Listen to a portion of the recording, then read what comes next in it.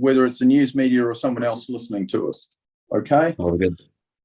All right. So if we go to the agenda, first one is we've got no apologies because I think everybody's here, although it looks like Alec is late, but he's not formally. So we haven't got, have you heard from him, Nathan?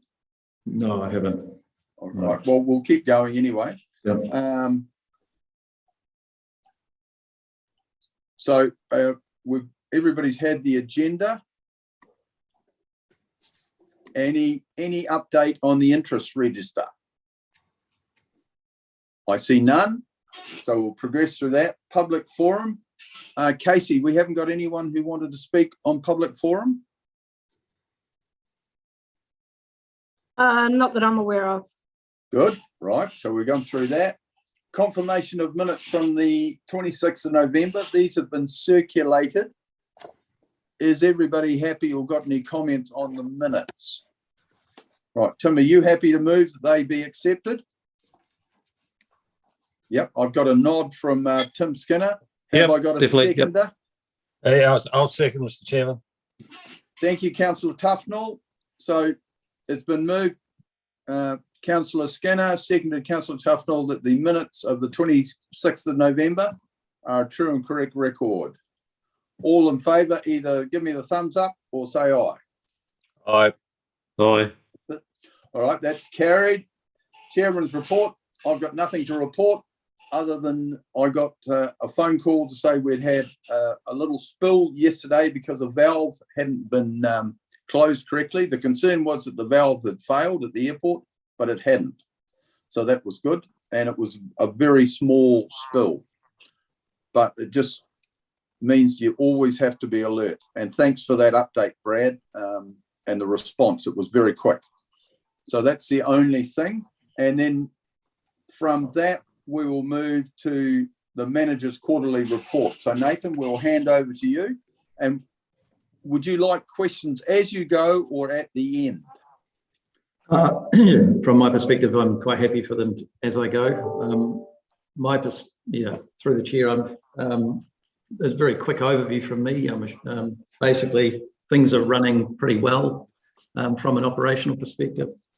We're running under red light rules at Bell Island, so that's does constrain visitors and the likes to the site. We do have had the new operations and maintenance contract in place now for a few months, and it's starting to spool up. So that's good. There are still some resource constraints at the present time, and NELMAC is recruiting for some additional roles at the present time. We're still going to struggle a little bit with our capital program just because of the nature of the contracting environment at the present time. We're still struggling to get resourcing.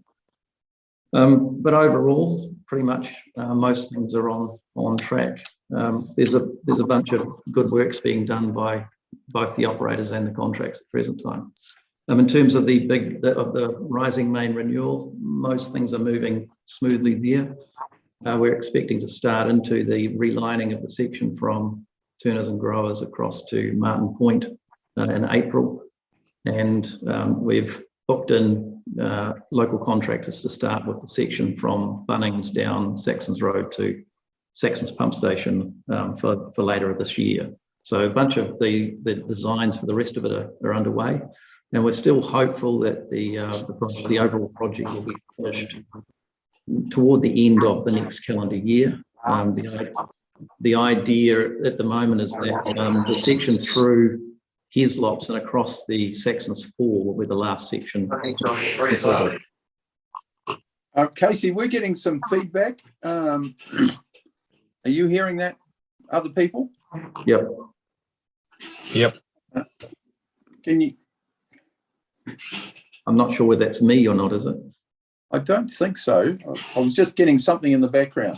So anyway, carry on, Nathan. The people have to mute their mics. Yeah, we could try that, but there's not many of us on it. As long as you haven't got anything else in the background, it should be all right. Okay. The emergency generators are being installed at present. It'll take a little bit longer for all of them to get hooked up and actually commissioned. And the other thing that's happened that's moved forward probably a little bit quicker than I was expecting was the work we've been doing with Green Acres Golf Course is starting to move forward. So they've applied for a resource consent for the reuse of ultrafiltered water. And so we're working towards a resource consent for ourselves to get a pipeline across from Bell Island to Green Acres. So that's on way. In terms of finances, we're pretty much on budget for the operational stuff, maybe slightly below, slightly above budget. I think we've got $30,000 in surplus currently. The trend is that we're eating into the surplus. We had more last quarter. So I'm expecting by the end of the financial year, we'll probably be around about even. However, on the fixed contributions, we're under budget. The interest rate and depreciation, etc., are still, that trend is carrying forward. So that will affect the dividend or the rebate to the owners. But otherwise, all things are going pretty smoothly. Well, I've got a few questions, but I'd like others to, if anyone else has got some others first. I have a couple of questions. Both are same on generators and the Rising Man. Nathan, are they aligned with our current business plan in terms of timeliness and the budget phasing? If anything, our Rising Main project is in advance of the plan. So it may be as we get further forward, we ask for a bit of money to be brought forward into the 22-23 year. That's possible. We'll expect to finish the project in the 23-24, but at the start of the 23-24 year rather than at the back end of that year. So at the present time, we're expecting to pull some money forward if necessary. The generators, the project is actually behind schedule. So we've had to carry over money from last year to complete that. We're expecting it to be completed in this financial year. That's good. And bringbacks are always good because you can deliver ahead of time. Thanks. Yeah. All right, Nathan, I'll just ask a couple. Consent for the biosolids. We've got a hearing date. Is that correct? There's no date specifically. There's 1 of 2 weeks. I can't off the top. I think I wrote them in the report. I don't know which week that is. I saw a feedback from Tasman District Council yesterday and the lawyers yesterday, but I haven't caught up with that exactly at the moment. But my understanding is that that's 1 of 2 weeks. I think it might be the 24th of April. But I'm sorry. I'll have to go and look at those numbers. I can't remember off the top of my head the dates. Okay. In relation to that, I think I attended the last consent hearing. I just don't want it to be in June because I hope to be out of the country for the month of June. COVID. Mr. Chairman, just to correct, I think in your report, Nathan, under 7.1, you've got a consent hearing 16th or the 23rd. 16th or the 23rd of May. Oh yeah, apologies. I couldn't remember off my head. I think it might be the week of the 23rd is what the latest advice is. Yeah. Good morning, Alec, and welcome. Just one more question, and it's really in relation to COVID, and I think it's affecting all of our council operations. So just here, you're confident that our contractor has got a plan in place because they're talking up to 20% absences, aren't we, in some places, in some industries? Yes. So we are recording any isolations or illnesses that are removed from the site as a result of COVID, and that's being reported up through the Nelson City Council's operations team. Brad can speak more to the specifics of the actions we've got in place. Thanks, Mr. Clark. As Nathan mentioned, we haven't had anybody within the operations team for the NRSS at present. come down with COVID. Some of the ancillary contractors have. Our cleaner was out for a wee while. He's back now. We've got a couple of people from some other contractors who are out. We're generally seeing that capacity is starting to get a little bit constrained across the entire contracting side of things. It's not just our operations and maintenance contractor. And that's affecting a lot of the capital works as well that we've talked about in the past. Trying to get contractors to do concrete slabs, for example, for the generators has pushed that work out a wee bit. Our O&M contractor has pretty good plans in place. We are reasonably lucky in that Bell Island is isolated from the rest of their operations, and generally as a whole, it's quite a nice little pocket away from everything else. So we're reasonably able to keep the operations out there protected. They obviously have contingency planning with their wider business as well to bring in resources should it be required. The teams are operating within a number of smaller bubbles on the NRSS as well. So if there is any, when it comes down with COVID within the team on Bell Island or the pump stations, that they should limit the spread within the team. But we're just going to have to live with it like everybody is. And we've got some plans in place should the team get affected at looking at the services or the level of service that we've got where we can cut back on things, the non-critical side of things, just to keep the operation going. Thanks, Brad. That's good. Right, other questions of Nathan in relation to his report? Anyone else? Yeah, if I may, Mr. Chairman, under 2.13 with the water supply to Green Acres Golf Course, what sort of control do we have over this and actually over the system itself? If something, I guess my concern would be if something didn't go quite according to plan and we ended up with a bit of a problem on the island, how would we get on? So it's just a question of making sure that we're comfortable with the operation. That's just what I would like to be assured on. Yeah, so the philosophy that we're adopting at the present time is that we will, on Bell Island, we will do water treatment to what I call the lowest common denominator, essentially to a safe level that we feel comfortable sending that water to others for their use. And our philosophy is that if that water needs to be cleaned up or treated to a higher standard for the use of it, then that additional level of treatment would be the requirement of the user of that water. So we're basically saying our treatment plant, the ultrafiltration plant, will take out the bulk of the contaminants that would cause harm to people, and then we will send the water out at that low level. And if someone else needs to clean it up to a higher level, then that would be their responsibility. They need a higher level of certainty around the treatment. That would also be at their requirement. They would hold the consent for the reuse themselves. Now, in this case, we've talked reasonably extensively with the golf course and have agreed that they would do the next layer of treatment, which would either be ultraviolet light disinfection as a security measure, or some sort of chlorination or other disinfection mechanism for their golf course. So that would be at their instance. The water we're sending over is already relatively safe. I mean, the bulk of the pathogens have been removed from that, but it's certainly not drinking water standard. And we would never intend to go to that point.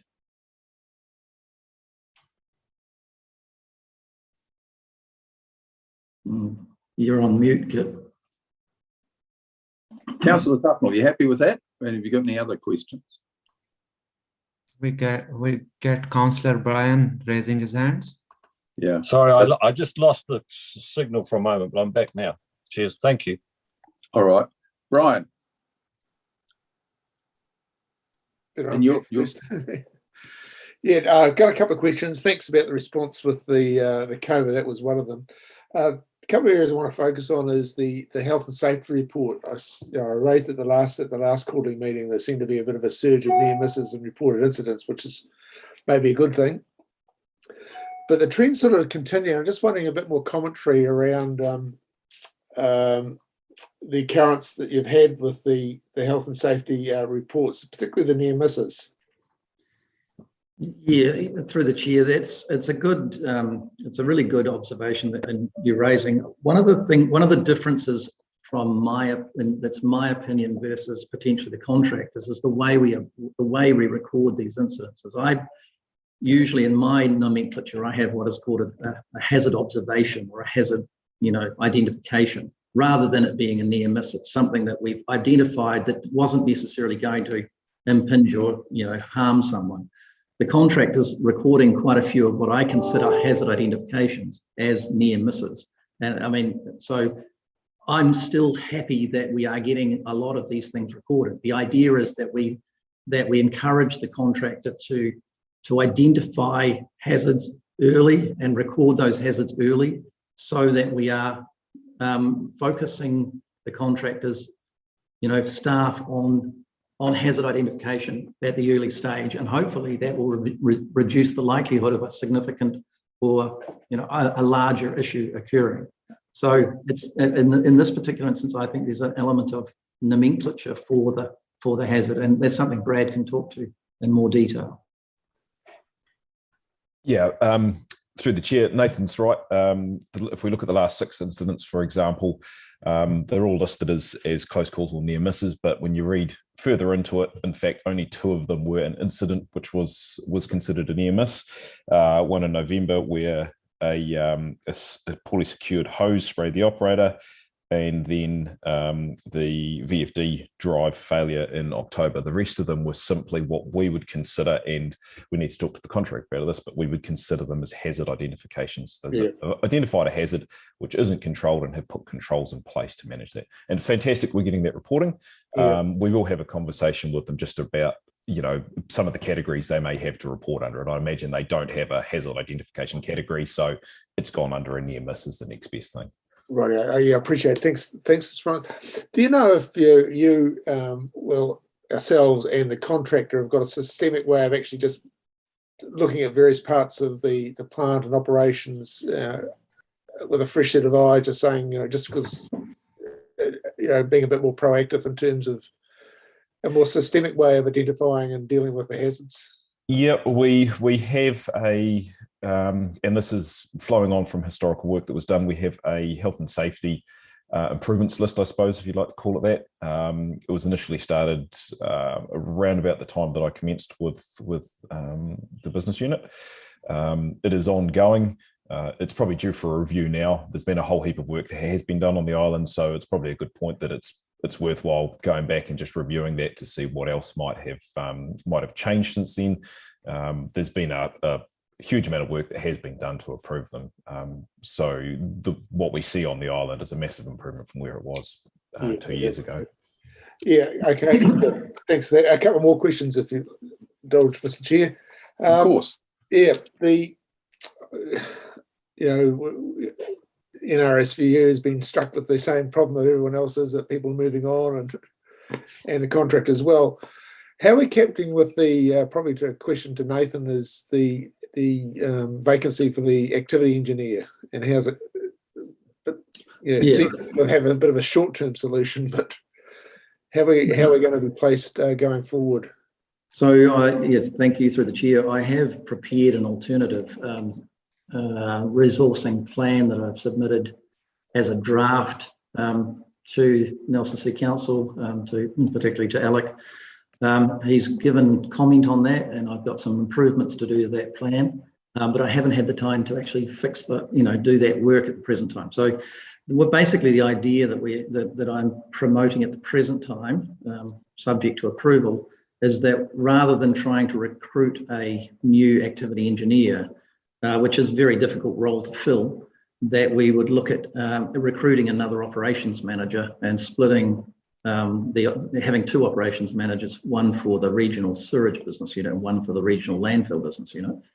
And that would basically then run an activity engineering team, for want of a better word, using those 2 operations managers and the 2 contract managers for the operations and maintenance contracts. And the responsibility for activity engineering would ultimately sit with myself. but there would be more capacity across that. We would still expect to use some external experts for a small portion of that work, but the idea being that the ownership, I believe we can recruit an operations manager more easily, and therefore, get more capacity and it also helps to set up NRSBU and the regional services for the Three Waters reform. If we, if that goes through as it's intended or it's suggested, then the NRSBU and the NTRLBU would both have operations management that would survive the transition to the new entity. So that's the overarching paradigm that I'm working on, but I haven't managed to get that finalised at this stage. Okay, you did say in your verbal update of your report you're struggling with a capital program. You've got quite a list of sort of capital work, projects that are on to undergo. Are any of those that likely to be delayed or? Yes, thank you. Yeah, through the chair, there are some delays, as we've indicated historically. Principally, the delays have come around the on-site facilities upgrade and the tank replacement project. The reason for that is those projects were at the interface between the operations and maintenance contract and ourselves, and the transition from one contract to the second contract sort of got in the way of that a bit. Brad can probably give you a bit more detail around how that would work. The rest of the program has actually been running reasonably smoothly. The stuff that's being managed offsite has been running reasonably smoothly. Now, what we are doing to try and expedite the other works is we're working with NELMAC, the operations and maintenance contractor, to bring on a specialist project manager for the capital works associated with the Bill Island, and that would be funded from the capital works program itself. And we have identified an appropriate person, we think, and NELMAC have my understanding is they're making an offer at the present time for that role. So. Okay, oh good. I'm pleased to hear that. And probably the final one is probably relating to the work you've got going Tautua Place and the connection with the Saxon Creek Bridge project in Heslops. Yep. Has that been staged in with the existing work that's going on down there with the bridge upgrade and the creek realignment program? Yes, yeah. So basically where we are is because Nelson City Council is undertaking all of that works, and their program is due to be completed in 2024, late 23, I think.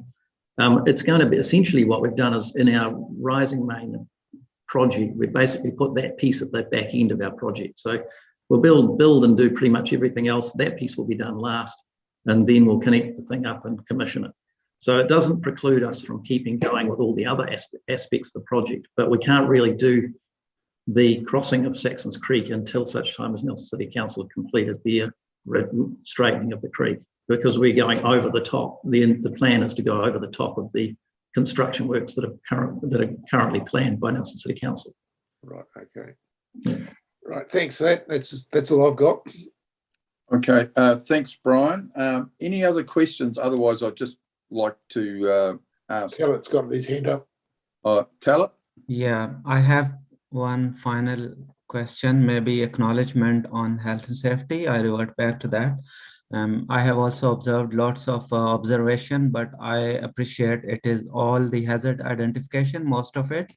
And some are incident like cable strikes. And I believe that because it's a notifiable, it should have been notified to WorkSafe as well. And it's also from something which is behavior as well. Sometimes procedural mistakes like spotter is not there and no risk assessment before the work is carried out. My question is, we get, I hope you are getting the health and safety statistics from the contractors, and there are two contractors as I understand. One is the operations and maintenance, and the other is capital works. Is it a single contractor or different contractors? Yes, thank you through the chair. The primary contractor we have operating the treatment plant is Nelmac. They also do a significant amount of capital works for us. So they're our primary contractor on Bell Island and for the regional rising main. We have a second operations and maintenance contractor that runs the biosolids application facility at that Rabbit Island. And they, so they don't do a lot of capital works. It's primarily an irrigation and an operational contract. And in terms of the rising main project, the bulk of that work is done by independent contractors, and the contract is largely being run by our consultants, Becca, in that situation, and along with the Nelson City Council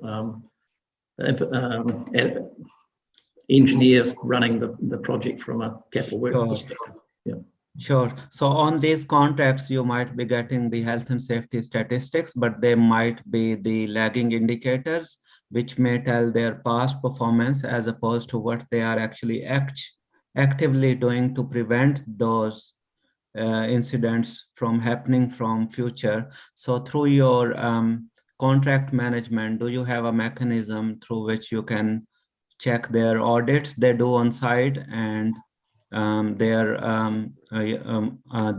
toolbox meetings or their awareness program, which is more focused on the people side and upgrading the technologies or processes or increasing their audits, these kind of leading indicators? Thank you. Through the chair, in terms of our actions on our site, the operations and maintenance contracts, yes, we do. But I would have to defer to Brad specifically in terms of the independent contractors that are doing the capital works. So I'll let him answer for that. Thanks, Nathan. Yes, the short answer, yes, we do for those independent contracts. They are run under Nelson City Council systems by the capital projects team on our behalf. They are possibly not reflected in the report here because the report is geared more towards the operations and maintenance contract. So we'd only see incidents, for example, from those independent contracts appear here rather than all of the other side of things. It may be that we just add a table to this report which details the reported audits, safe behaviour observations, all of that sort of stuff from those contracts in here, just to provide some numbers. We probably wouldn't detail them. In fact, we wouldn't see that detail necessarily. Okay. All right. Yeah. Thank you for that. Just an element in response, the cable strike projects that that we had, we considered them very serious incidents and we investigated them. And Brad can speak to that more. But the NRSBU and our direct contractors processes were actually we in those investigations found to be good. What we found was that the cable location services that had been engaged had not identified the cables, and they weren't recorded on records at that time. So. Yeah, and we dealt with that at the last meeting, if I recall. Yes. Okay, so if we don't have any other questions, I'd just like Andrew Bishop to comment on the finances, because I always want to make sure that we don't get any surprises to our industries near the end of the financial year, because I'm aware it causes some angst at times, does it not, Philip? So, Andrew, any comments?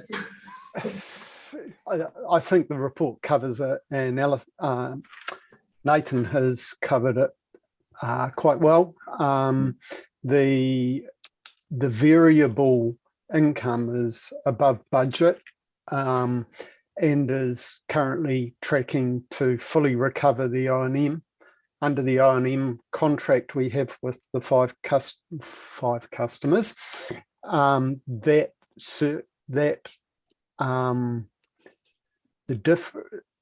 surplus or deficit there is borne by the customers. So the variable contribution will end up equaling the costs of the O&M.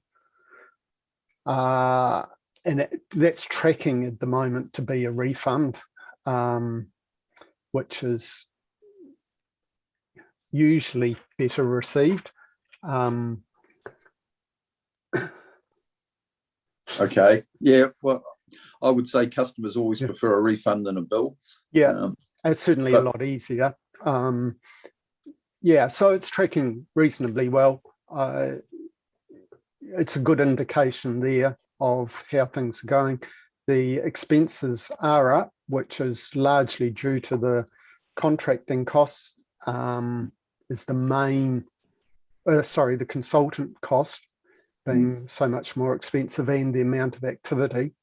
But that has been offset by the increased flows and loads that have come in. All right.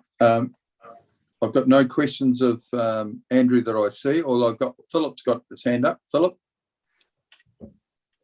I'm interested to know what your projections are in terms of what happens to the weighted average cost of capital, given that to what extent has the council fixed in low interest rates?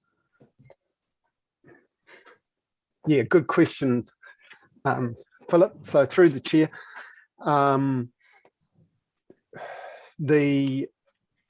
what the business unit has, their funding comes from councils based on the 3-year swap rate and Nelson City Council's margin that it pays on a AA- credit rating. So yeah, so it's the 3-year bill rate. That's what we pay. At the it's fixed at the end of June for the following year, so that rate doesn't change from the beginning of the year. What it will be is in June next year is I guess there are probably differences of opinion, and yours would be as good as mine, Philip. But so the model, the customers have access to the model, so they can take their own view on that should they require, if it's seen to be material. But the market is that those rates are moving up.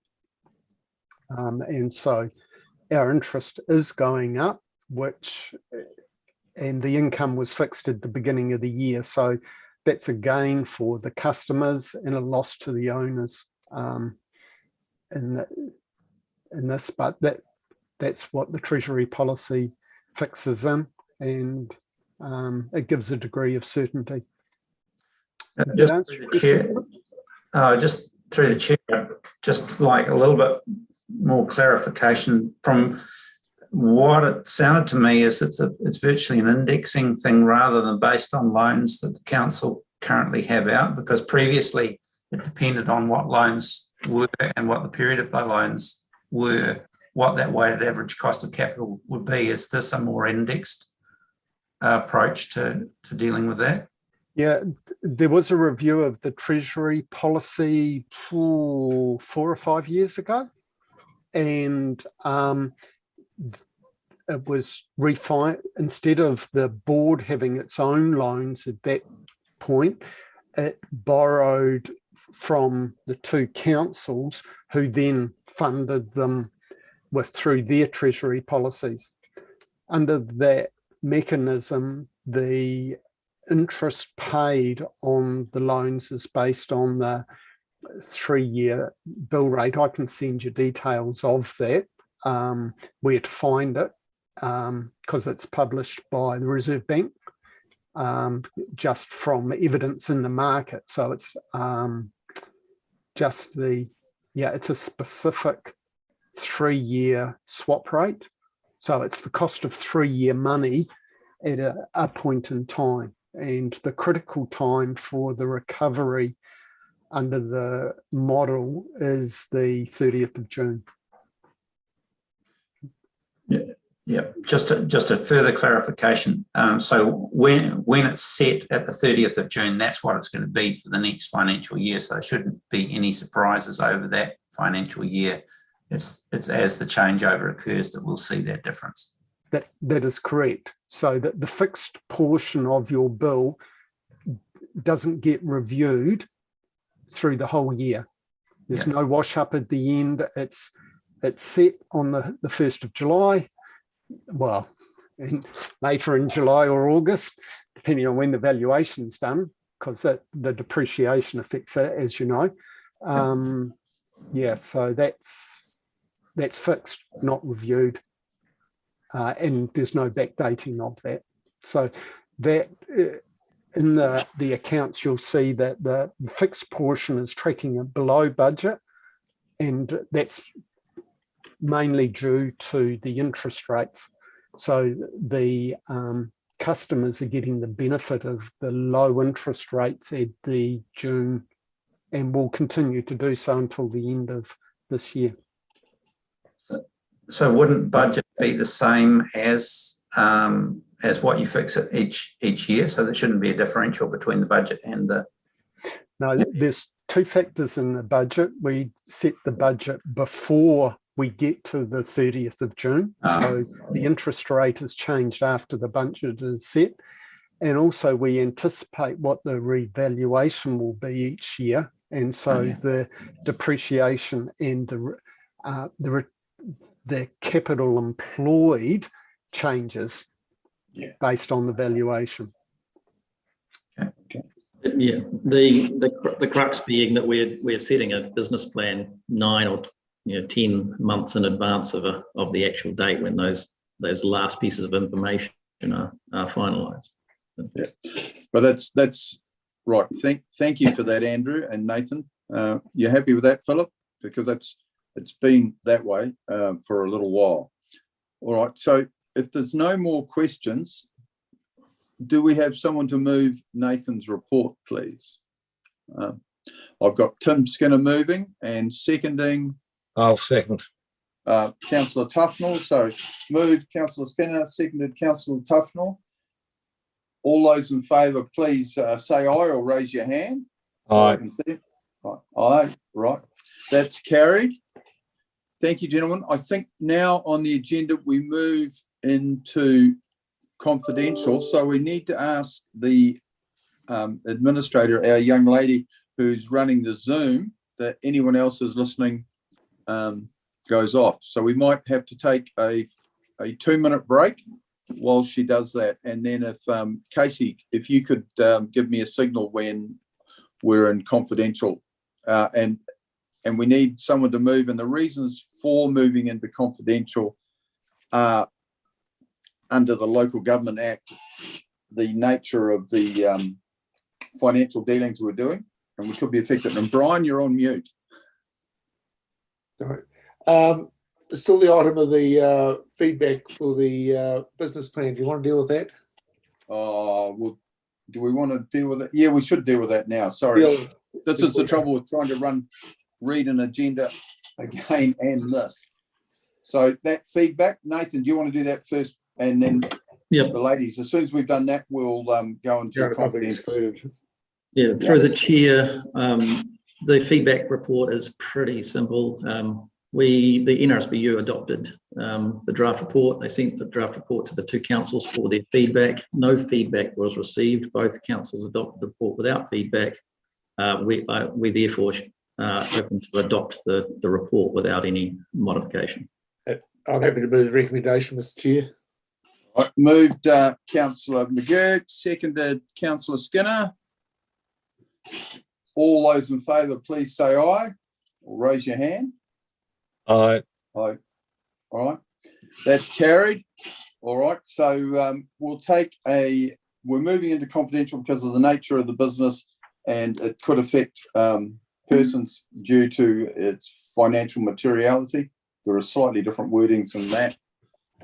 So we'll just take a couple of minute break. You can grab a glass of water, and we'll come back, and hopefully Casey will tell me that we've only got us on the call.